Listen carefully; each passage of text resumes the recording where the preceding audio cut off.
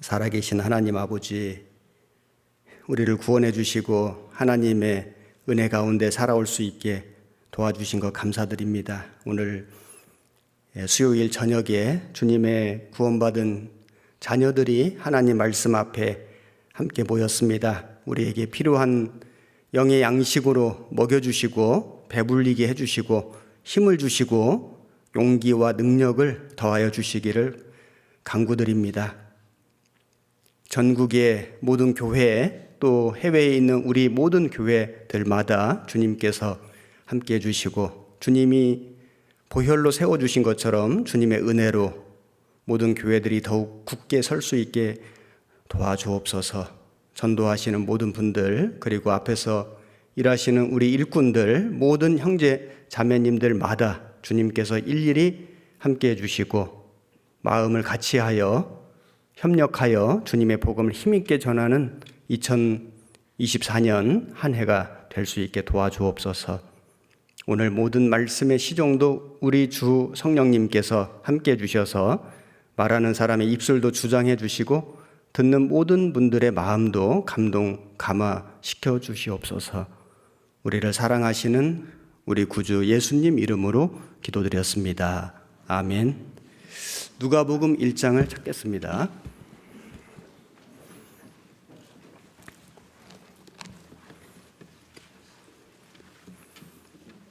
신약성경 86페이지 누가복음 1장 13절입니다. 제가 읽겠습니다. 누가복음 1장 13절 천사가 일러 가로되 사가랴여 무서워 말라 너의 간구함이 들린지라 네 아내 엘리사벳이 네게 아들을 낳아 주리니 그 이름을 요한이라 하라. 너도 기뻐하고 즐거워할 것이요 많은 사람도 그의 남을 기뻐하리니 이는 저가 주 앞에 큰 자가 되며 포도주나 소주를 마시지 아니하며 모태로부터 성령의 충만함을 입어 이스라엘 자손을 주 곧 너희 하나님께로 많이 돌아오게 하겠음이니라. 17절은 같이 읽겠습니다. 저가 또 엘리야의 심령과 능력으로 주 앞에 앞서 가서 아비의 마음을 자식에게 거스리는 자를 의인의 슬기에 돌아오게 하고 주를 위하여 세운 백성을 예비하리라. 오늘 수요 말씀 제목은 15절에 나오는 주 앞에 큰 자입니다. 주 앞에 큰 자라고 하는 제목을 가지고 말씀을 같이 상고해 보도록 하겠습니다. 세례 요한은 세상에서 큰 자가 아니고 주 앞에 큰 자였고 그래서 이스라엘 자손을 하나님께로 많이 돌아오게 하는 일을 했습니다. 구원받은 그리스도인들은 주 앞에 큰 자가 되어야 하겠습니다. 세상에서 큰 사람 되면 좋지만은 그것보다는 주 앞에서 교회 안에서 큰 자가 되어야 한다. 그 이유는 많은 영혼을 하나님께 돌아오게 해야 하기 때문입니다. 주 앞에서 큰 사람이 되어야만 많은 영혼을 하나님께로 인도할 수가 있습니다. 자, 오늘 세례 요한에 대해서 공부를 해보겠습니다. 세례 요한은 어떤 사람이었는가? 우선 13절에 보면 천사가 일러 가로되 사가랴여 무서워 말라 너의 간구함이 들린지라. 너의 간구함이 들린지라. 이 세례 요한의 아버지는 사가랴 제사장이었고 어머니는 엘리사벳이었는데 의로운 사람이었습니다. 하나님을 잘 섬기는 사람이었는데 자식이 없었습니다. 무자하였더라. 나이가 많았거든요. 사람의 방법으로는 자식을 낳을 수 없는 그런 상황이었는데 그런데 너의 간구함이 들린지라. 그래서 네 아내 엘리사벳이 아들을 낳아 주리니. 그래서 이 세례 요한은 기도로서 낳은 아들이다. 기도로서 얻은 아들이다. 는 것을 알 수 있습니다. 요한의 뜻은 하나님은 은혜로우시다 이런 뜻인데 말 그대로 하나님의 은혜로 요한이 태어났습니다. 구원받은 성도들도 사람의 힘으로 사람의 방법으로는 구원을 받을 수가 없었습니다. 영생 얻을 수가 없었습니다. 천국 갈 소망이 없었습니다. 그런데 오직 은혜로, 그래서 그리스도인들도 요한처럼 하나님은 은혜로우시다 이렇게 말할 수 있습니다. 그리고 세례 요한은 말씀드린 것처럼 주 앞에 큰 사람이었습니다. 세상에서 큰 사람보다는 하나님 앞에서 큰 사람이 되었고, 그리고 15절 후반절에 보면은 모태로부터 성령의 충만함을 입어 성령이 충만한 사람이었다. 포도주나 소주를 마시지 아니했다는 세상과 구별된 나실인이었습니다.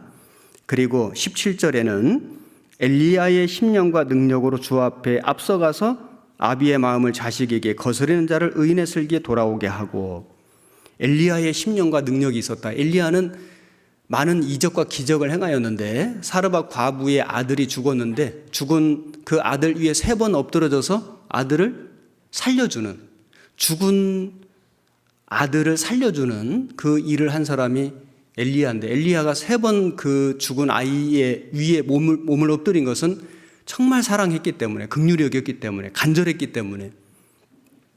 그래서 세례 요한은 그 엘리야의 심령과 능력으로 이스라엘 백성들을 긍휼히 여기고 불쌍히 여기고 사랑하고 간절했기 때문에 세례 요한은 목 잘려 죽을 때까지 하나님 말씀을 전한 사람이다. 그래서 많은 백성을 하나님께 돌아오게 하는 그 일을 한 사람이 바로 세례 요한입니다. 세례 요한은 자기를 드러내거나 자기를 자랑하거나 자기 스스로를 증거한 사람이 아니고 오직 한 가지, 예수님을 증거하는 일을 했습니다. 여기 누가복음 1장에 표시를 해 놓으시고 요한복음 1장을 보시겠습니다. 요한복음 1장 6절에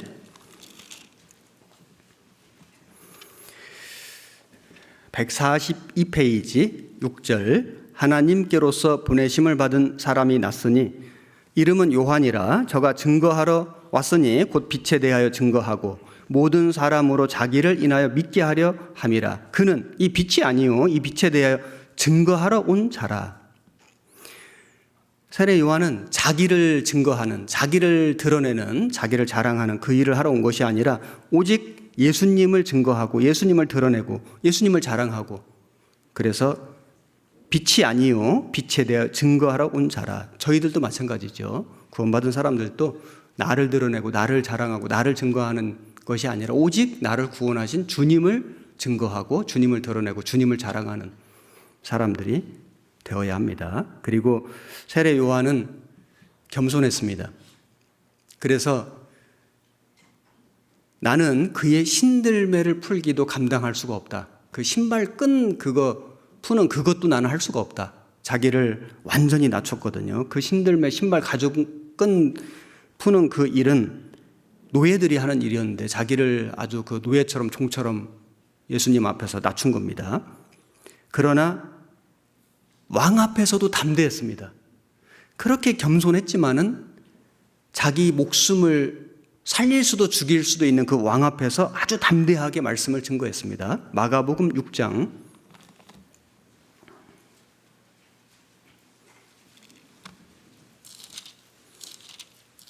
20절,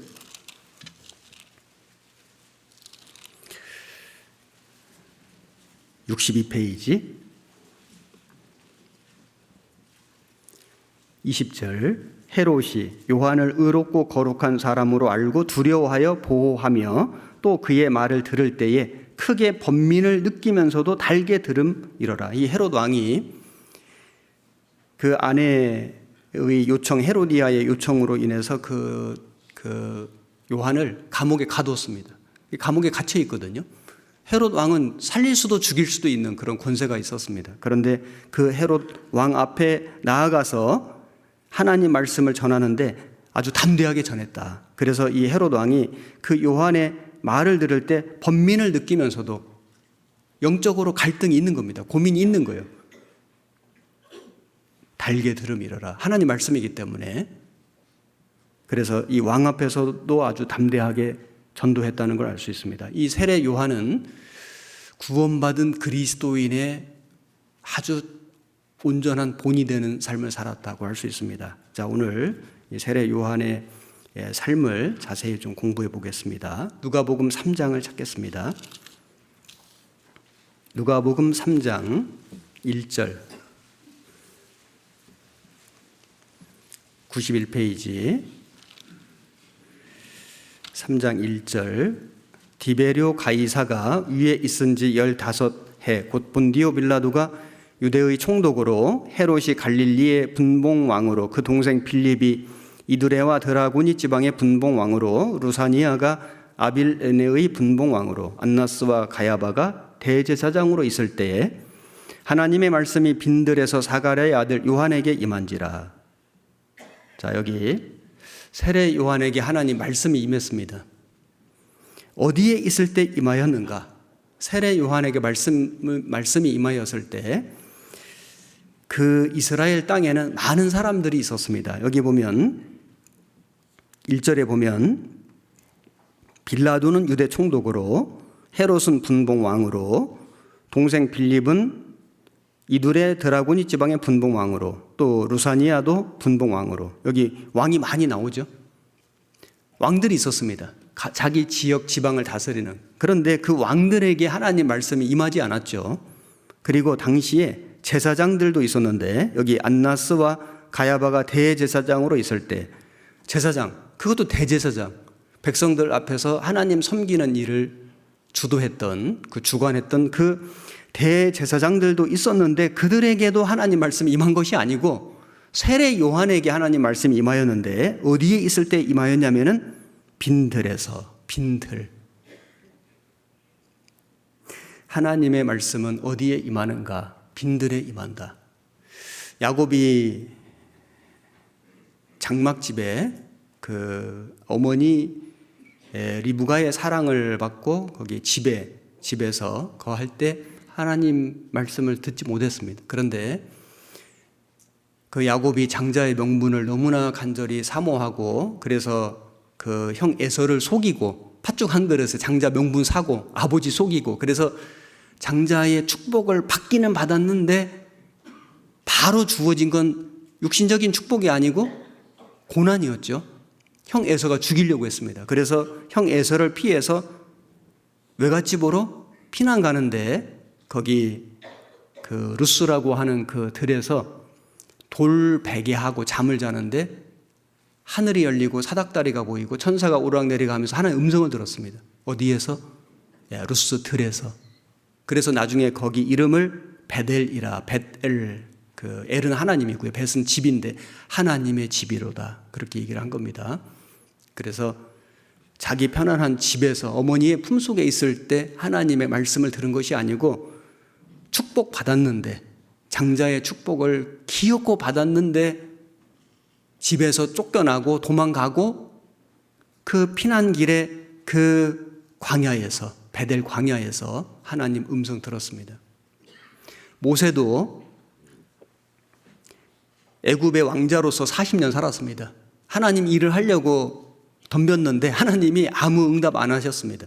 그래서 애굽 병사 한 명 죽인 것이 고작 한 일이었고 미디안 광야에 도망가가지고 양치는 목동으로 40년 살았는데 그때에 하나님의 음성이 들렸습니다. 모세야 모세야. 미디안 광야에서 양치는 목동으로 있을 때 하나님 음성을 들었습니다. 사도 바울은 사울일 때 아주 앞날이 유망한 사람이었습니다. 그는 아주 유능했고 가말리엘 문화에서 배웠고 그리고 로마 시민권자였습니다. 유대인 중에 유대인, 베냐민 지파에. 그런데 그때에 하나님 음성 듣지 못했습니다. 그가 다메섹 가는 길에서 예수님을 만나고 회심하고 이름이 사울에서 바울이 되었을 때, 그래서 고난받을 때, 감옥에 갔을 때 하나님의 말씀이 임하였죠. 그래서 옥중 서신도 기록했죠. 옥에서 기록한 겁니다. 사도 요한은 어디에서 하나님 계시를 받았는가? 반모섬에서. 반모섬이 유배지거든요. 물이 전혀 없는. 나이가 90살이 넘어가지고 그 요한이 거기에 사실 말이 유배지 그냥 죽으라고 보낸 거예요. 거기에서 반모섬에서 유배지에서 사도 요한은 하늘이 열리는 걸 보고 말씀을 깨달은 겁니다. 계시 열어서 보여주셨다. 사도 요한이 요한계시록을 기록했습니다. 하나님의 말씀이 지금 누구에게 임하는가? 어디에서 임하는가? 구원받은 그리스도인들에게 임하는데 하나님의 축복을 받은 사람들이죠. 그런데 당장 주어진 건 고난이에요. 고생이에요. 고통입니다. 구원받은 그리스도인이 어디에 있을 때 하나님 말씀이 임하는가? 새 속에 물들지 않는 성결한 삶을 살 때, 광야는 세상과 멀어진 곳이거든요. 성결한 삶을 살 때, 그 다음에 세상과 떨어진 외롭고 고독한 삶 속에 내가 처해 있을 때, 그리고 광야는 들은 편안한 곳이 아닙니다. 고생과 고통과 고난이 있을 때, 그래서 구원받은 그리스도인들이 세상과 타협하고 사람들과 어울리고 많은 사람들과 즐겁게 재미있게 자기 하고 싶은 것을 다 하면서 형통하게 살 때 하나님 말씀이 임하는 것이 아니고 반대입니다. 세상과 구별되고 외롭고 때로는 고독하고 믿음 지키기 위해서 때로는 고생하고 고난받고 고통받을 때 하나님의 말씀이 내게 임한다. 말씀을 듣는데 말씀이 깨달아지는 거예요. 말씀을 읽는데 그 말씀의 뜻이 내 마음속에 깨달아지는 거예요. 빈들에 있을 때 세례 요한에게 말씀이 임한 것처럼 지금도 빈들, 광야, 감옥 같은 그런 상황 속에 내가 처해져 있을 때 하나님 말씀이 들리고 깨달아지는 겁니다. 계시를 받는 거예요. 세례 요한은 하나님의 말씀이 임하였을 때 어떻게 하였는가? 누가복음 3장 3절. 요한이 요단강 부근 각처에 와서 죄 사함을 얻게 하는 회개의 세례를 전파하니 선지자 이사야의 책에 쓴 바 광야에 외치는 자의 소리가 있어 가로되 너희는 주의 길을 예비하라 그의 첩경을 평탄케 하라 모든 골짜기가 메워지고 모든 산과 작은 산이 낮아지고 굽은 것이 곧아지고 험한 길이 평탄하여질 것이요 모든 육체가 하나님의 구원하심을 보리라 함과 같으니라.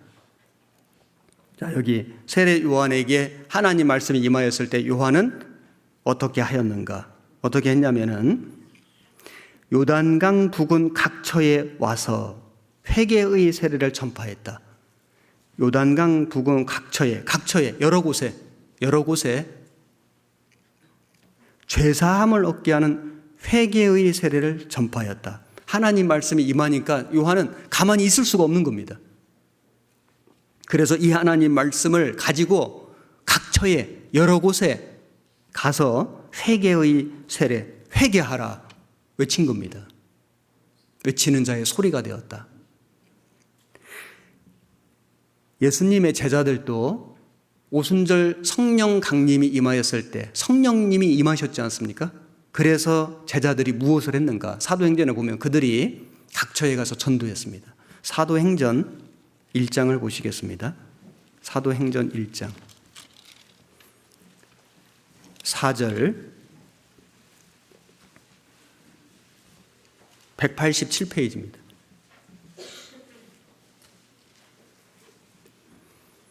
(1장 4절) 사도와 같이 모이사 저희에게 분부하여 가라사대 예루살렘을 떠나지 말고 내게 들은 바 아버지의 약속하신 것을 기다리라. 요한은 물로 세례를 베풀었으나 너희는 몇 날이 못되어 성령으로 세례를 받으리라 하셨느니라. 성령 세례, 오순절 성령 강림이 임하였습니다. 그래서 제자들이 어떻게 하였냐면은 8절에 보면 오직 성령이 너희에게 임하시면 너희가 권능을 받고 예루살렘과 온 유대와 사마리아와 땅 끝까지 이르러 내 증인이 되리라 하시니라.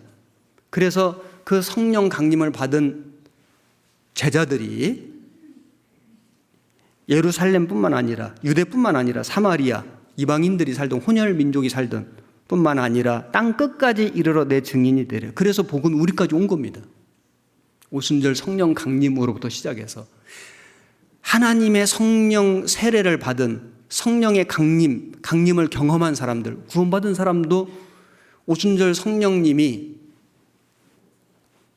예루살렘에 모여있는 사도들에게 제자들에게 임한 것처럼 복음을 들을 때 성령님이 내 가운데 들어오셨지 않습니까? 성령 강림, 개인적으로 성령 강림, 내 안에 주님의 성령님이 들어오신 거예요.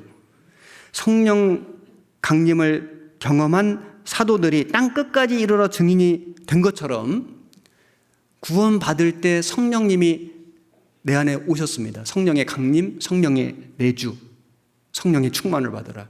구원받은 그리스도인도 가만히 있을 수가 없는 겁니다. 복음을 전하게 돼 있다. 전하러 가게 돼 있다. 동일한 성령님이 우리 안에 오신 겁니다. 그래서 세례 요한은 각처에 가가지고 어떤 메시지를 전했냐면은 이런 메시지를 전했습니다. 누가복음 3장을 계속 찾겠습니다.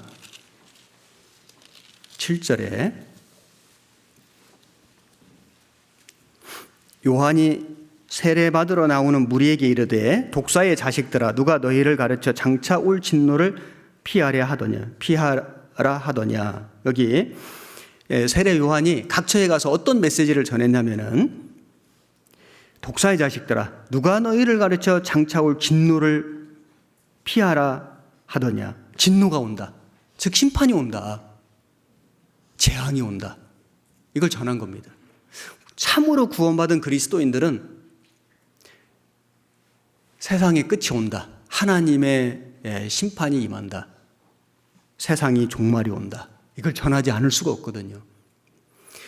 구원받지 않은 기독교인들은 반대의 메시지를 전합니다. 구원받지 않은 세상 교회들, 대형 교회들, 사람들이 말하는 유명한 목사들 뭘 전합니까?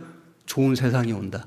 예수 그리스도로 말하면 평화로운 세상, 번영하는 세상, 통일된 조국, 서로 사랑하는 사회, 평화로운 가정, 이걸 얘기하는 사람들입니다. 거듭난 그리스도인들은 세상에 종말이 온다. 주님이 재림하신다. 우리가 살고 있는 이 시대는 마지막 때다. 그래서 마지막 때 주님의 재림이 임박한 시대에 살고 있기 때문에 어떻게 해야 되냐? 회개해야 한다. 회개해야 구원받는다. 이걸 전하는 건 참된 그리스도인들이 하는 겁니다. 8절에 그러므로 회개에 합당한 열매를 맺고 속으로 아브라함이 우리 조상이라 말하지 말라. 내가 너에게 이르노니 하나님이 능히 이 돌들로도 아브라함의 자손이 되게 하시리라. 이미 도끼가 나무 뿌리에 놓였으니 좋은 열매 맺지 아니하는 나무마다 찍혀 불에 던지우리라.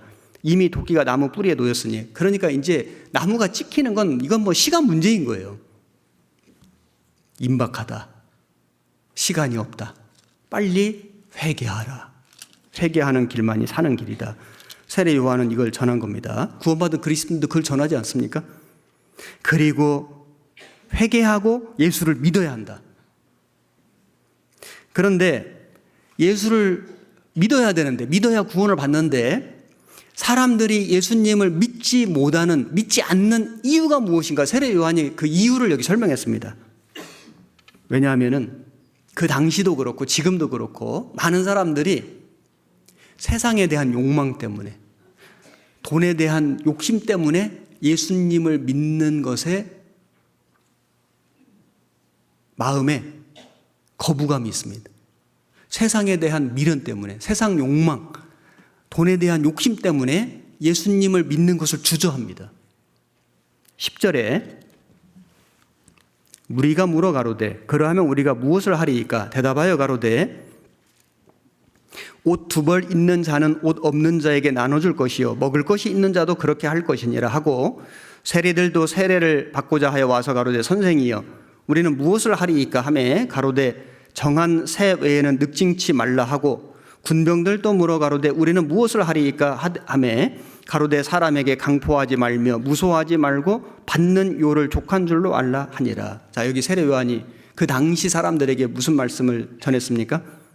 옷 2벌 있는 자는 옷 없는 자에게 나눠줘라. 먹을 것이 있는 자도 그렇게 하라. 욕심내지 마라.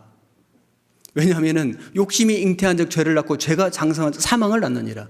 사람들이 세상 욕심 때문에, 욕망 때문에 예수님 믿는 것을 주저합니다. 구원을 못 받습니다. 세상 욕망, 욕심, 돈에 대한 이 욕심을 갖고 있는 사람은 말씀을 듣는 걸 싫어합니다. 말씀을 들어도 잘 못 깨닫습니다. 그리고 12절에도 세리들에게 정한 새 외에는 늑징치 말라. 욕심내지 마라. 정한 대로 하라. 그리고 군병들도 질문할 때 말하기를 받는 요를 족한 줄로 알라. 너 받는 월급 거기에 만족해라. 왜냐하면 욕심 부리면, 그리고 이 세금 걷는 사람들이 정한 새 외에 더 많이 거두면은 그 당시 세리들이 그렇게 했지 않습니까? 그게 욕심 때문에 그런 거예요. 그 욕심, 그 욕망, 그것 때문에 예수님을 못 믿으니까, 회개하고 구원을 못 받으니까 욕심내지 마라. 세례 요한이 그 당시 사람들에게 이 말씀 전한 것처럼 지금 우리 시대 사람들도 왜 구원을 못 받는가, 왜 회개치 않는가? 세상에 대한 욕망, 욕심, 그것이 구원받는 것을 방해하고 있습니다. 큰 장애물입니다. 구원을 받은 그리스도인들도 신앙생활을 힘있게 못하는 이유가 무엇인가? 물론 여러 이유가 있겠지만 그 중에 한 가지가 세상에 대한 욕심 때문입니다. 물질에 대한 욕망 때문에. 어떻게 하면 잘 먹고 잘 살 수 있을까? 어떻게 하면 좀 부자 될 수 있을까? 편하게 살 수 있을까? 재미있게 살 수 있을까? 이것 때문에 구원을 받았는데도 불구하고 신앙생활을 힘있게 못하는 사람들이 있는 겁니다. 디모데전서 6장을 보시겠습니다. 디모데전서 6장 6절에 341페이지. 디모데전서 6장 6절.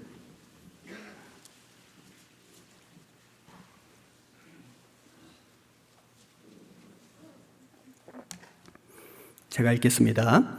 그러나 지족하는 마음이 있으면 경건이 큰 이익이 되느니라. 우리가 세상에 아무것도 가지고 온 것이 없음에 또한 아무것도 가지고 가지 못하리니 우리가 먹을 것과 입을 것이 있은즉 족한 줄로 알 것이니라. 부하려 하는 자들은 시험과 올무와 여러 가지 어리석고 해로운 정욕에 떨어지나니 곧 사람으로 침륜과 멸망에 빠지게 하는 것이라. 돈을 사랑함이, 돈이 필요 없다는 게 아니죠. 돈은 필요한데 여기는 문제가 돈을 사랑하는 거예요. 돈을 사랑함이 일만하게 뿌리가 되나니 이것을 사모하는 자들이 미혹을 받아 믿음에서 떠나 많은 근심으로써 자기를 찔렀도다. 있는 바를 족하게 하라. 이 지족하는 마음, 지족, 분수 지키는 겁니다. 그래서 돈 자체가 나쁘다는 게 아닙니다. 돈은 필요합니다. 만사에 응용이 됩니다. 전도하는데도 돈이 필요하죠. 그리스도인도 이 육신이 살고 그 다음에 생활도 하고 가정도 꾸리고 돈이 필요하죠. 돈 벌어야 됩니다. 많이 벌면 좋죠. 문제는 돈을 사랑하는 게 문제예요. 돈을 사랑하는 거. 돈은 필요하지만은 사랑의 대상은 아니거든요. 사랑의 대상은 오직 주님입니다. 주님을 섬기기 위해서, 주님의 복음을 전하기 위해서 많은 돈이 필요한 것이지 돈 자체를 사랑하면 안 되거든요. 돈을 사랑하면 주님을 사랑할 수가 없습니다. 주님을 사랑하는 마음이 희미해집니다. 없어집니다. 돈을 사랑하는 사람은 하나님을 사랑할 수가 없습니다. 돈을 사랑함이 일만 악의 뿌리가 되나니 이것을 사모하는 자들이 미혹받아. 마귀가 그 미혹하거든요. 믿음에서 떠나. 그래서 돈을 사랑해서 믿음에서 떠난 사람들이 꽤 있습니다. 많은 근심으로서 자기를 찔렀도다. 그런데 결국에는 그것이 자기의 아픔이 돼요. 자, 지금도 돈을 사랑하는 것 때문에, 세상의 욕망, 욕심 때문에 구원받지 못하는 영혼들이 많이 있습니다. 구원을 받았어도 돈을 사랑하는 사람들은 하나님을 온전히 섬길 수가 없습니다. 자, 우리는 구원받은 그리스도인들은 이 세상에서 큰 사람이 아니고 주 앞에서 큰 사람이 되어야 하겠습니다. 세례 요한이 그랬습니다. 세례 요한은 세상에서는 크지 않았습니다.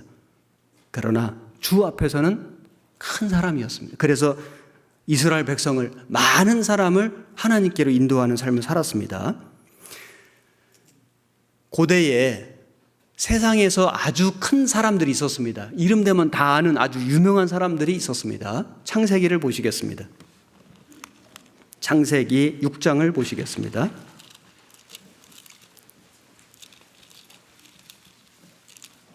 창세기 6장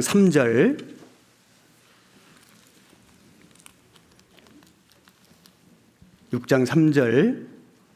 제가 읽겠습니다. 여호와께서 가라사대 나의 신이 영원히 사람과 함께 하지 아니하리니 이는 그들이 육체가 됨이라. 그러나 그들의 날은 120년이 되리라. 하시니라.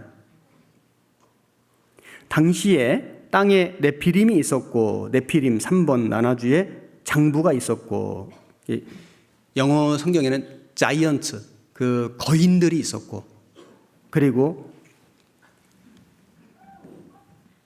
네피림이 있었고, 그 후에도 하나님의 아들들이 사람의 딸들을 취하여 자식을 낳았으니 그들이 용사라. 고대에 유명한 사람이었더라. 유명한 사람, 아주 이름 있는, 힘 있는, 이름만 대면 다 아는 큰 권세를 가진 그런 유명한 사람, 용사 네피림이 있었습니다. 거인들이 아주 크고 힘이 있고 유명한 사람들이 있었는데, 결국에는 이 사람들로 인해서 죄가 충만해서 뭐가 왔습니까? 노아 홍수 심판이 온 겁니다. 창세기 10장 8절. 구스가 또 니므롯을 낳았으니 그는 세상에 처음 영걸이라. 그가 여호와 앞에서 특이한 사냥꾼이 되었으므로 속담에 이르기를 아무는 여호와 앞에 니므롯 같은 특이한 사냥꾼이로다 하더라. 여기 니므롯을 낳았으니 이 사람은 영걸이다, 영웅호걸이다. 그런데 이 사람은 특이한 사냥꾼이라고 되어 있습니다. 특이한, 보통 사냥꾼은 짐승 잡는 거지 않습니까? 근데 여기 특이한 사냥꾼이라는 것은 사람의 영혼을 잡은 거예요. 그래서 많은 영혼을 지옥에 떨어뜨린 장본인이 바로 이 니므롯이, 바벨탑 그 쌓는 그 일을 주도한 사람이 니므롯이거든요. 그래서 그들은 세상에서는 유명한 사람이고, 그리고 거인이고, 그리고 영웅호걸이고 특이한 사냥꾼이 되었는데, 그런데 그들은 세상에서는 그랬지만은 하나님 앞에서는 다 심판받았습니다. 사람들의 영혼을, 많은 사람들의 영혼을 마귀에게로 미혹하고 많은 사람들의 영혼을 지옥 떨어뜨리는 그 일을 했습니다. 구원받은 그리스도인들은 세상에서 큰 사람이 아니라 주 앞에서 큰 사람이 되어야겠습니다. 모세가 말씀드렸지만은 애굽의 왕자로 있을 때는 애굽 병사 1명 죽였습니다. 자기 백성 한 사람도 구원 못했습니다. 자기 힘으로는 할 수 없다는 걸 미디안 광야에 가서 40년간 양 기르는 목동으로 있으면서 깨달았습니다. 80세 되었을 때 하나님 부르셨죠. 모세야, 모세야, 바로에게 가서 네 민족을 구원하라. 모세는 왕자의 신분으로는 애굽 병사 1명 죽이는 것밖에 못했습니다. 그러나 목동의 신분으로 정말 모세가 낮아지고 나는 아무것도 할 수 없다고 깨달았을 그때에 하나님의 능력으로 가서 자기 민족을 건진 거예요. 민족을 구원했습니다. 우리는 세상의 힘으로, 세상의 능력으로 아무것도 할 수가 없습니다. 한 영혼도 못 건집니다. 그러나 하나님의 주시는 능력으로, 하나님 주시는 힘으로 많은 영혼을 구원할 수 있습니다. 다윗도 그 골리앗 앞에 나아갈 때 사울 왕이 자기 갑옷을 벗어주었습니다. 그런데 그 갑옷을 입어보니까 익숙치 아니하여, 이 말이 일단 사이즈가 안 맞습니다. 그리고 다윗은 그런 왕의 갑옷이 필요한 게 아니었습니다. 하나님의 이름으로 나아가노라. 그래서 평소에 양 기를 때 사용하던 물매, 그 물매 들고 나갔는데 시내가에 가서 그 돌 5개 주머니에 가지고 갔습니다. 그 돌멩이 5개, 정말 아무것도 아닌 너무 초라한 그것이 골리앗 이마에 박혔습니다. 5개 중에 1개가 필요한데 5개 충분히 준비한 거예요. 다윗은 왕의 갑옷이 필요 없었습니다. 입을 수가 없었습니다. 익숙지 않았습니다.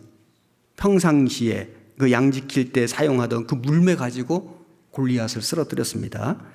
아람의 군대 장관 나아만 문둥병 고쳐준 것은 물론 선지자가 했지만은, 하나님이 하셨지만은 그 길을 인도한 건 작은 계집아이, 그것도 포로 잡혀온 그 계집아이였습니다.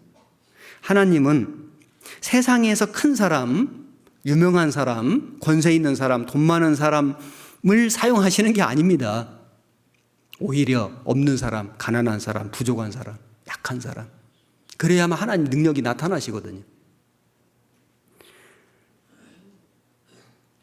사도 바울이 사울일 때는 정말 능력이 있었습니다. 그는 정말 유망한 사람이었습니다. 그러나 그때에 하나님이 그를 쓰신 게 아니지 않습니까? 이름을 바울은 작은 자란 뜻인데 바울로 바꿔주셨습니다. 작은 자가 되었을 때 비로소 강하신 하나님이 역사하셨습니다. 그것도 그 바울에게 육신의 가시를 주셨지 않습니까? 3번 간구했다. 이 가시가 물러나기를. 그런데 하나님 말씀하시기를 네가 약할 때 곧 강함이니라. 사도 바울은 깨달았습니다. 내가 약할 때 강하다는 것을. 하나님은 너무 강하시기 때문에 세상에서 강한 자가 필요 없습니다.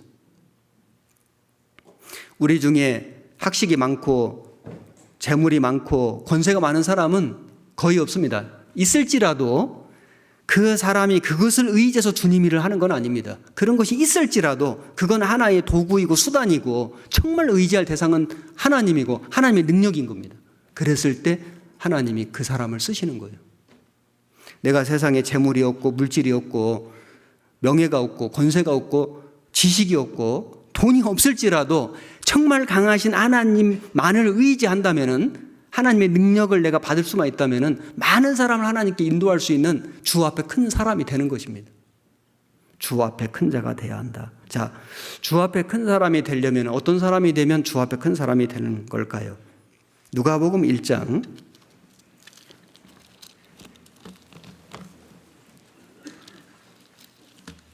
누가복음 1장 15절 처음 찾았던 본문입니다.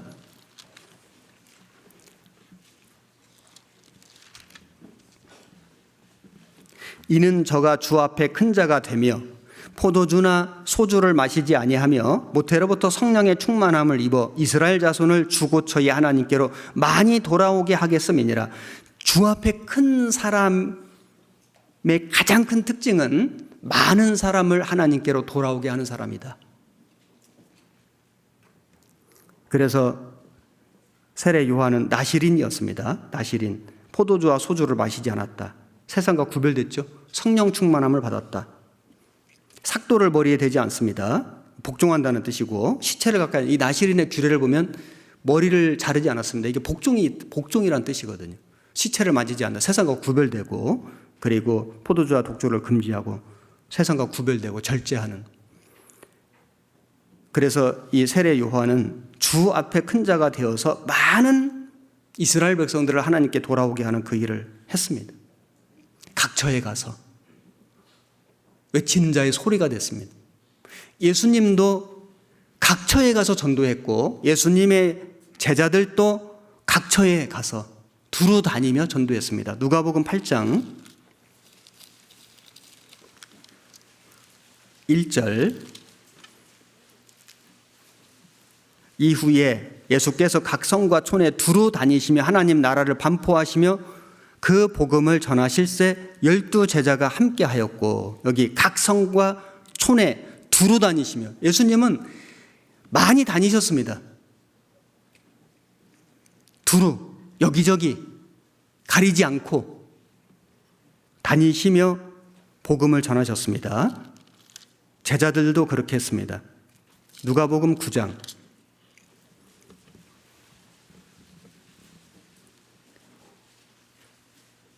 6절에 제자들이 나가 각 촌에 두루 행하여 처처에 복음을 전하며 병을 고치다. 제자들도 예수님과 같이 처처에 다니며 세례 요한은 각처로 처처에 가는 곳마다 두루 다니면서 복음을 전했습니다. 종교가들, 예수님 당시에 거짓 종교가들, 그 거짓 종교가들도 부지런했습니다. 여러분 사단이 정말 부지런한 거 아시죠? 사단은 잠 안 잡니다. 잠이 없습니다. 사단이 정말 부지런하고 그래서 욥기에 보면은 하나님이 사단에게 네가 어디서 왔느냐 하니까 사단이 말하기를 내가 땅에 두루 돌아 여기저기 다녀왔나이다. 두루 돌아 여기저기 다녀왔나. 사단이 진짜 부지런한 거예요. 그래서 마귀로 틈을 타지 못하게 하라. 마귀는 그 사람의 틈을 탄다는 것은 그 사람의 그 약점 있지 않습니까? 그걸 계속 주시해서 보는 거예요. 얼마나 부지런해야 그걸 볼 수 있겠습니까? 그 사람의 삶을, 생각을 계속 관찰해 보다가 틈이 딱 보이면 역사하는 거거든요. 마귀로 틈을 타지 못하게 하라. 근신하라, 깨어라. 너희 대적 마귀가 우는 사자처럼 두루 다니며 삼킬 자를 찾나니. 두루 다니며. 온 세상을 두루 다니고요. 이 뱀은 못 다니는 데가 없습니다. 땅 위에, 땅 속에, 물 위에, 물 속에 날아다니는 뱀도 있습니다. 그리고 뱀은 한 입에 삼킵니다. 삼킬 자를 찾나니. 아주 무자비하고, 이 뱀이 냉혈 동물인 거 아시죠? 냉혈. 그 모성애가 없습니다. 무자비합니다. 사람의 영혼을 삼켜버립니다. 마귀도 얼마나 부지런하고, 그 마귀의 앞잡이 노릇했던 예수님 당시의 종교가들도 정말 부지런했습니다. 마태복음 23장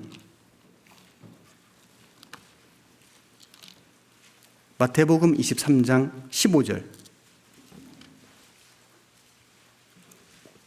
39페이지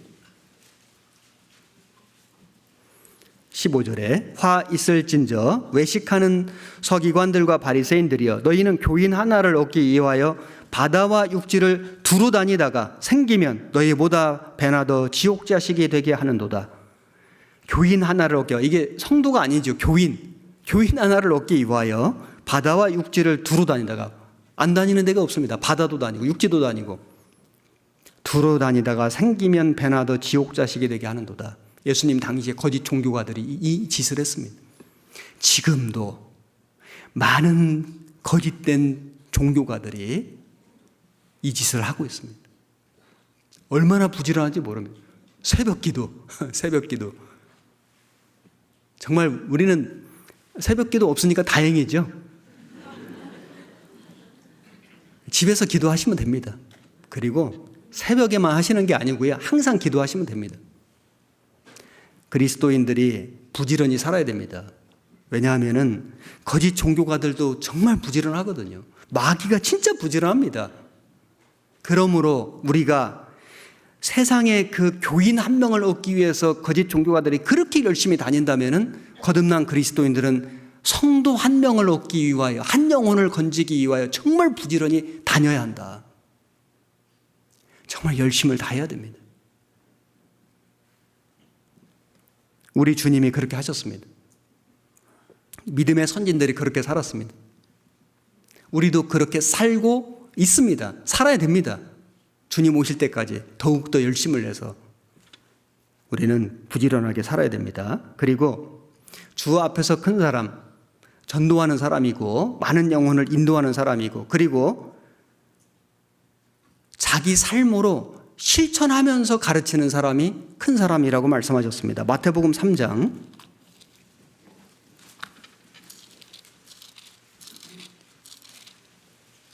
1절에 그때에 세례 요한이 이르러 유대 광야에서 전파하여 가로되 회개하라 천국에 가까웠느니라 하였으니 저는 선지자 이사야로 말씀하신 자라. 일러서되 광야에 외치는 자의 소리가 있어 가로되 너희는 주의 길을 예비하라 그의 첩경을 평탄케 하라 하였느니라. 이 요한은 약대 털옷을 입고 허리에 가죽띠를 띠고 음식은 메뚜기와 석청이었더라. 이때에 예루살렘과 온 유대와 요단강 사방에서 다 그에게 나와 자기들의 죄를 자복하고 요단강에서 그에게 세례를 받더니. 자, 여기 세례 요한은 약대 털옷을 입었습니다. 참 검소하게 살았죠. 그리고 허리에 가죽띠를 띠고 음식은 메뚜기와 석청이었더라. 자연을 의지해서 살았다. 하나님이 주시는 걸 먹었습니다. 세상과 구별되어 있었습니다. 그 당시 유대 종교가들은 세상 욕심, 탐욕에 아주 찌들어 있었습니다. 자기들의 기득권을 잃어버릴까 봐, 백성들의 존경을 잃어버릴까 봐 예수님을 시기하고 모함했습니다. 그래서 선동해서 죽인 거예요. 세례 요한은 그렇지 않았습니다. 세례 요한은 검소하게 살고 세상과 구별되어 살고 하나님만을 의지하며 살았습니다. 그리고 전도했습니다. 그렇게 전도했을 때 세례 요한의 메시지가 사람들의 마음을 움직인 거예요. 많은 사람을 하나님께 돌아오게 한 겁니다. 구원받은 그리스도인들이 세상과 타협하고 적당히 죄를 짓고 세상 사람처럼 욕심내고 그리고 자기 살 궁리하고 열심히 살지 말라는 게 아니고요. 자기 육신 살아갈 그런 그 꿈이 가득하고 세상에서 번영하기를 바라고 자식에게 좋은 거 많은 거 물려주기를 소망하고 그걸 위해서 그렇게 열심히 부지런히 산다면은 그 사람의 메시지를 통해서 사람 마음이 움직여지기는 어려울 겁니다. 왜? 그 삶이 보이지 않습니까? 너는 무엇을 위해서 하는데 너 지금 나에게 전도하는 그 사람의 삶을 보면서 이방인들이 불신자들이 너 지금 사는 거나 내가 지금 사는 거나 다를 게 하나도 없는데 너가 오히려 세상 욕심이 더 많은데 더 부자 되려고 하고 더 재미있게 살려고 하고 불신자들 이방인들하고 다를 것이 하나도 없는데 너가 전하는 그 메시지의 그 중심 속에 사람의 마음을 움직이는 힘이 능력이 하나도 없는 거예요. 세례 요한은 자기의 삶으로 실천하며 메시지를 전했다. 우리도 그렇게 해야 됩니다. 그리고 마태복음 5장 19절 한 절만 같이 읽겠습니다. 그러므로 누구든지 이 계명 중에 지극히 작은 것 하나라도 버리고 또 그같이 사람을 가르치는 자는 천국에서 지극히 작다 일컬음을 받을 것이요 누구든지 이를 행하며 가르치는 자는 천국에서 크다 일컬음을 받으리라. 이를 행하며 가르치는 자는 천국에서 크다 일컬음을 받으리라. 자, 세례 요한은 행하며 삶으로 실천하면서 메시지를 전했습니다. 당시 종교가들은 행하지 않고 말로만 가르쳤습니다. 마태복음 23장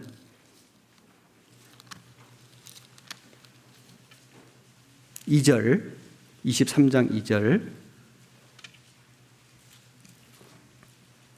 서기관들과 바리새인들이 모세의 자리에 앉았으니 그러므로 무엇이든지 저희의 말하는 바는 행하고 지키되 저희의 하는 행위는 본받지 말라. 저희는 말만 하고 행치 아니하며.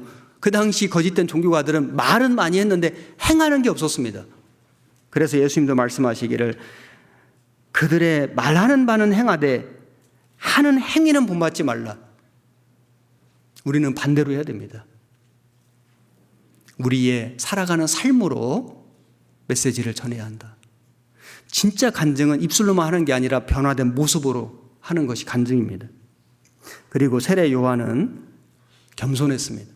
그래서 하나님 앞에 큰 사람이 된 겁니다. 요한복음 1장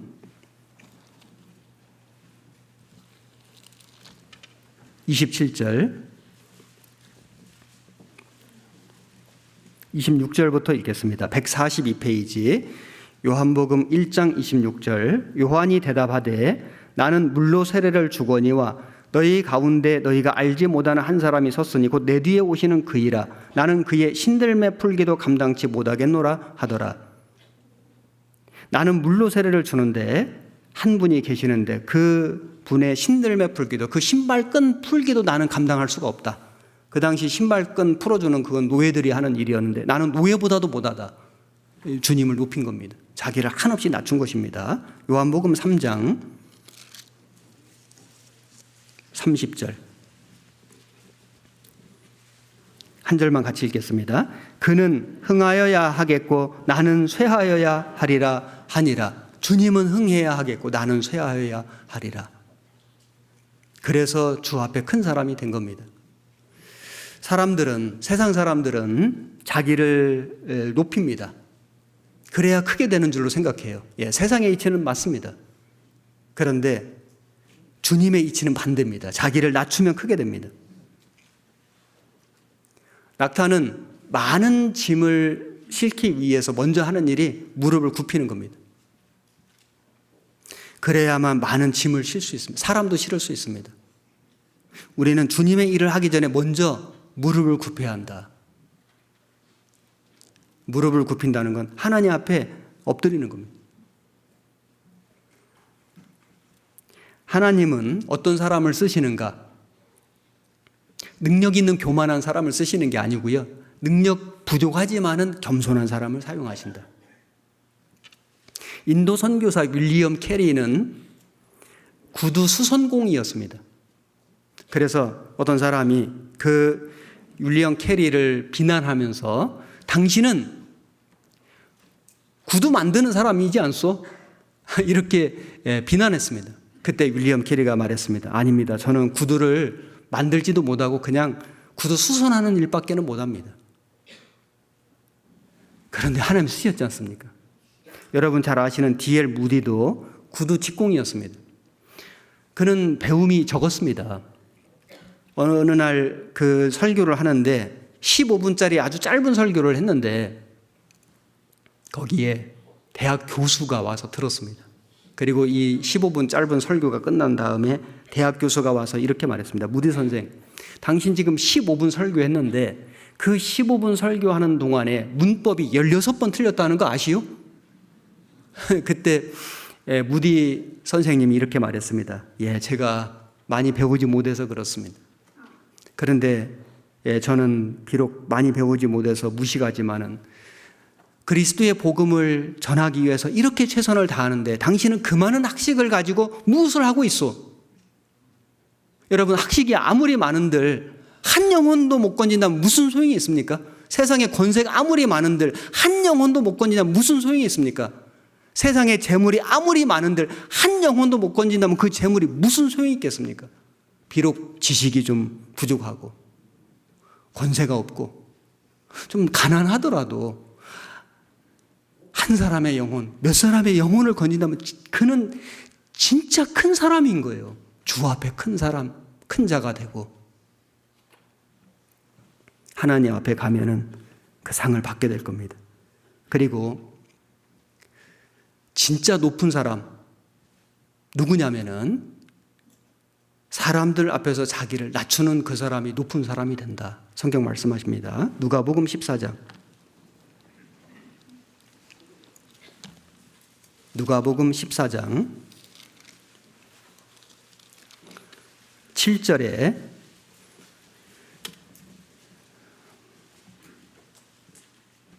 119페이지입니다. 청함을 받은 사람들의 상자 택함을 보시고 저에게 비유로 말씀하여 가라사대 네가 누구에게나 혼인잔치에 청함을 받았을 때 상자에 앉지 말라. 그렇지 않으면 너보다 더 높은 사람이 청함을 받은 경우에 너와 저를 청한 자가 와서 너더러 이 사람에게 자리를 내어주라 하리니 그때 네가 부끄러워 말석으로 가게 되리라. 청함을 받았을 때 차라리 가서 말석에 앉으라. 그러면 너를 청한 자가 와서 너더러 벗이여 올라 앉으라 하리니 그때 함께 앉은 모든 사람 앞에 영광이 있으리라. 무릇 자기를 높이는 자는 낮아지고 자기를 낮추는 자는 높아지리라. 세상 사람들은 높아지려고 합니다. 막 승진하려고 하고요. 군림하려고 합니다. 다른 사람을 다스리려고 해요. 교회는 반대가 돼야 됩니다. 구원받은 성도는 반대로 살아야 됩니다. 그리스도인은 할 수 있으면 자꾸 낮아져야 됩니다. 다른 사람을 섬기려고 해야 됩니다. 그런데 결과를 보면은 높아진 거예요. 하나님이 높여주시는 거예요. 존귀해지는 거예요. 다들 그를 존경하는 거예요. 그게 교회입니다. 세상과 반대입니다.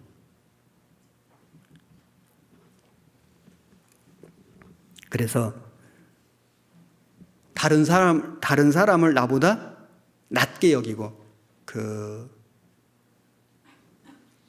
시옷 낮게 더 위로 높이. 그래서 세례 요한은 섬기는 삶을 살았습니다. 예수님도 섬기는 삶을 살았습니다.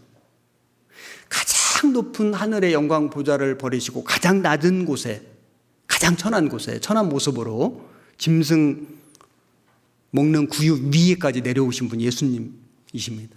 십자가까지 내려오셨고 죽으시고 무덤까지 내려가셨습니다. 우리는 그 주님의 보혈로 구원받은 그리스도인들입니다. 그래서 우리도 주님처럼 할 수만 있으면 자기를 낮추고 다른 사람을 높이고 섬기는, 그게 진짜 아름다운 모습이고 교회는 그렇게 해야 합니다. 그리고 충성된 사람, 그 충성된 사람이 주 앞에 큰 사람입니다. 마태복음 25장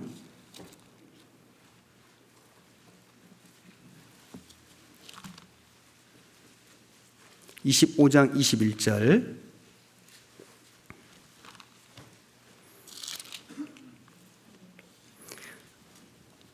45페이지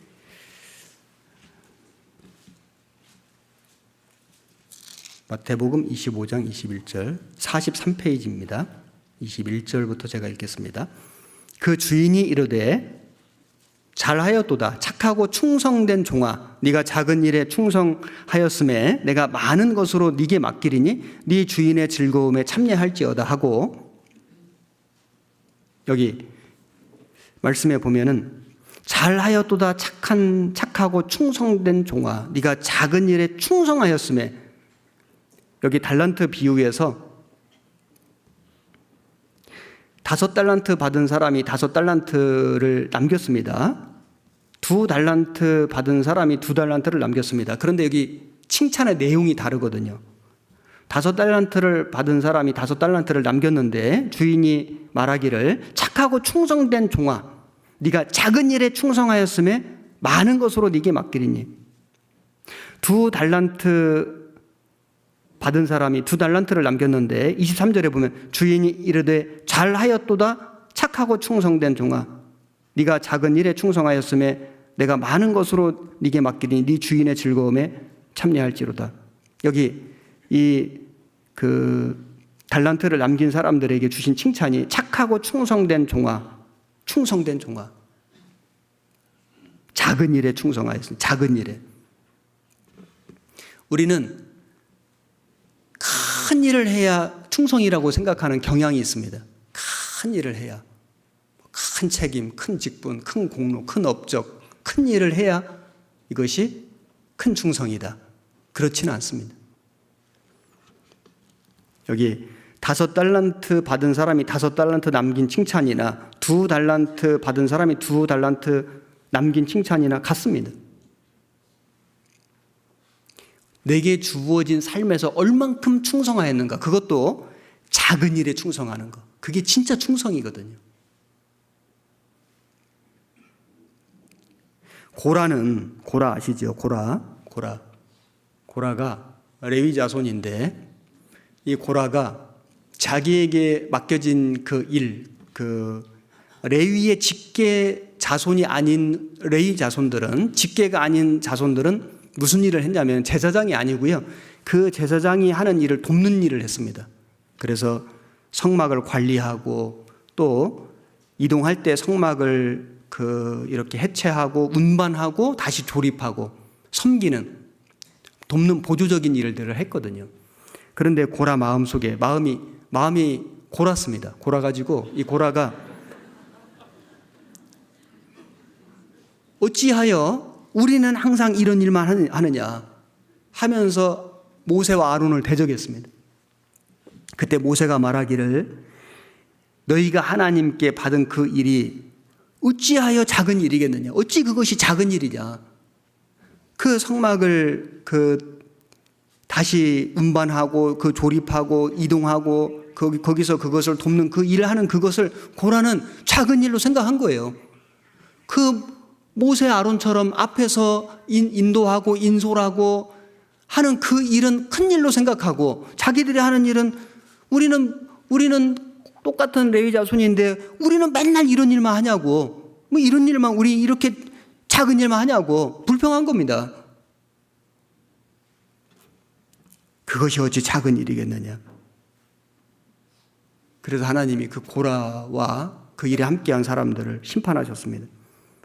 우리가 교회 안에서 어떤 일이 주어졌을 때 작은 일이 없습니다. 큰 일, 작은 일이 따로 없습니다.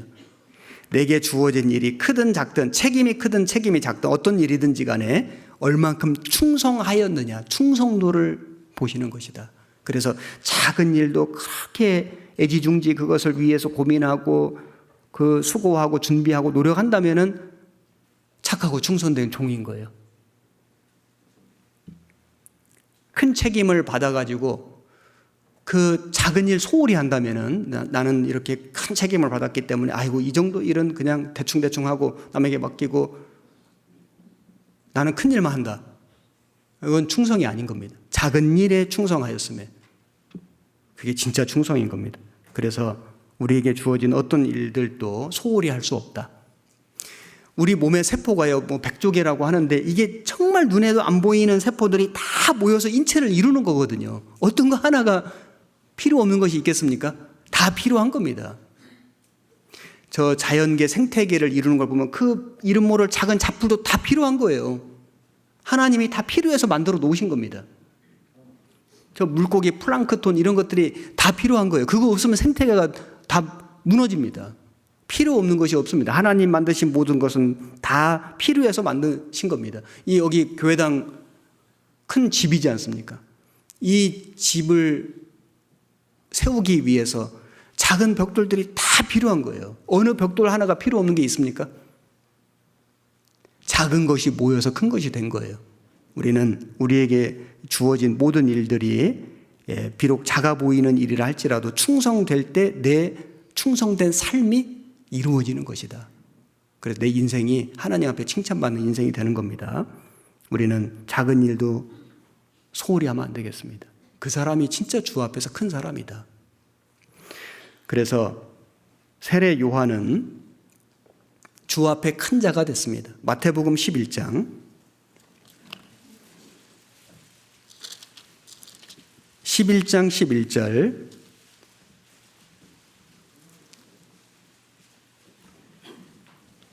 한 절만 같이 읽겠습니다. 내가 진실로 너희에게 말하노니 여자가 낳은 자 중에 세례 요한보다 큰 이가 일어남이 없도다. 그러나 천국에서는 극히 작은 자라도 저보다 크니라. 여기 세례 요한에 대해서 이렇게 말씀했습니다. 여자가 낳은 자 중에, 이스라엘이 낳은 사람 중에, 선지자 중에 세례 요한보다 큰 이가 일어남이 없도다. 왜 세례 요한이 가장 큰 선지자라고 말씀하셨을까요? 구약에 많은 선지자들이 있었고 그 선지자들은 기적도 많이 일으켰고 이적도 일으켰고 죽은 사람을 살리기도 하고 엄청난 일들을 했는데 왜 세례 요한이 가장 큰 선지자일까요? 선지자들이 하는 역할이 뭐냐면 예수님을 증거하는 거예요. 세례 요한은 가장 가까이에서 예수님 목전에서 보라 하나님의 어린 양이로다 2번이나 증거했습니다. 그래서 큰 선지자입니다. 세례 요한보다 더 큰 이가 일어남이 없도다. 그러나 천국에서는 극히 작은 자라도 저보다 크니라. 천국에서는 극히 작은 사람도 세례 요한보다 크다는 것은 천국에서 세례 요한의 영광이 아주 작다 그 말이 아니고요. 세례 요한의 영광이 크지만은 천국에 가면은 아무리 작은 사람의 영광이라 할지라도 아무리 작은 영광이라 할지라도 세례 요한이 이 땅에서 받은 영광보다는 크다는 뜻입니다. 세례 요한의 영광이 큰데 가장 큰 선지자 이 땅에서요. 천국 가면은 천국에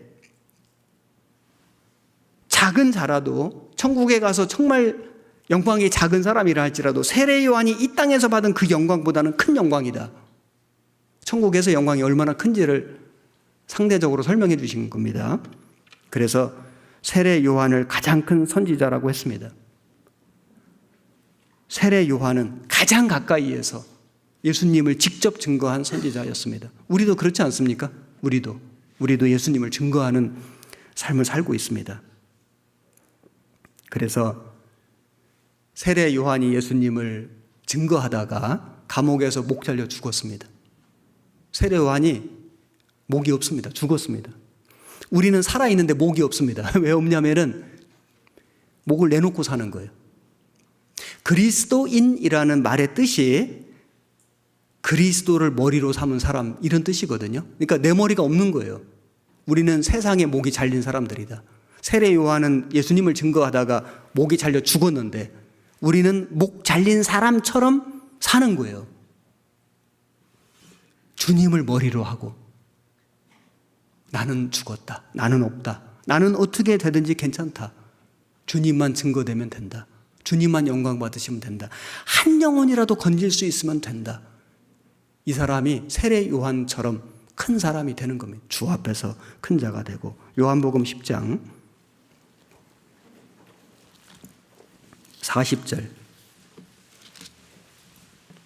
164페이지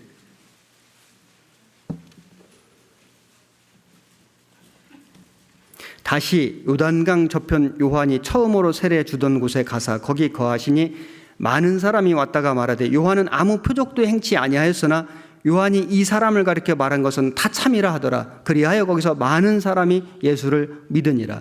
요한은 표적을 행한 것은 없습니다. 큰 기적, 능력 이건 행하지 않았는데 그런데 요한이 예수님을 증거했습니다. 그 세례 요한이 예수님을 가리켜 말한 것은 다 참이라. 많은 사람이 예수를 믿으니라. 많은 사람을 하나님께 돌아오게 한 세례 요한, 이 사람은 가장 큰 선지자고 주 앞에 큰 사람이었습니다. 구원받은 그리스도인들은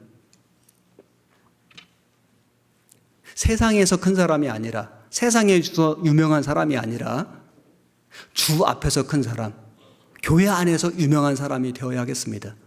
우리가 세상에서는 무명한 사람이, 우리 이름 되면 아무도 몰라요. 괜찮습니다. 근데 교회 안에서는 유명해야 되겠다. 어느 쪽으로? 좋은 쪽으로요. 말 안 듣기로는 유명한 아무개가 되면 안 되고요. 불순종하기로는 아주 그냥 유명한 누구가 되면 안 되고요. 정말 순종 잘하기로 유명한 아무개 형제, 하여튼 열심히 있기로 유명한 아무개 자매, 전도 잘하기로 유명한 아무개 어르신. 우리는 교회 안에서 이름 되면은 정말 다 아는, 모든 성도들이 다 아는 좋은 쪽으로요, 선한 쪽으로, 영혼 건지는 쪽으로, 하나님께 영광 돌리는 쪽으로 유명한 사람이 되어야 한다. 성공한 겁니다. 여러분, 우리 자녀들이 세상에서 큰 사람이 되고 유명한 사람이, 물론 좋죠. 하지 말라는 건 아닙니다. 그러나 그것보다는 교회 안에서 유명한 사람이 되고 큰 사람이 되고 많은 영혼을 하나님께 돌아오게 하는 사람이 된다면 성공입니다. 자녀 교육 성공이에요. 갈라디아서 2장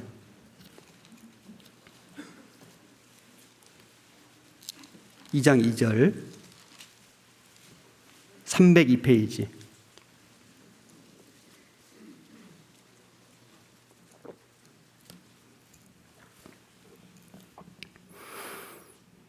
(1절부터) 제가 읽겠습니다. 14년 후에 내가 바나바와 함께 디도를 데리고 다시 예루살렘에 올라갔노니 계시를 인하여 올라가 내가 이방 가운데서 전파하는 복음을 저희에게 제출하되 유명한 자들에게 사사로이 한 것은, 유명한 자들에게 사사로이 한, 교회 안에서 초대교회 안에 유명한 사도들이 있었지 않습니까? 유명한 자들에게 사사로이 한 것은 내가 다름질하는 것이나 다름질한 것이 헛되지 않게 하려 함이라. 교회 안에서 유명한 사람이 있습니다. 우리 교단 안에도, 우리 생명말씀 선교에도 유명한 사람들이 있지 않습니까? 전도 잘하기로, 순종 잘하기로, 충성 잘하기로. 우리 안산교회에도 아마 제가 지금 많은 분들은 아직 모르는데요, 여기 유명하신 분이 많이 계십니다. 우리는 주 앞에 큰 자가 되고 교회 안에서 유명한 사람이 되어야 하겠습니다. 고린도후서 6장 9절, 6장 9절.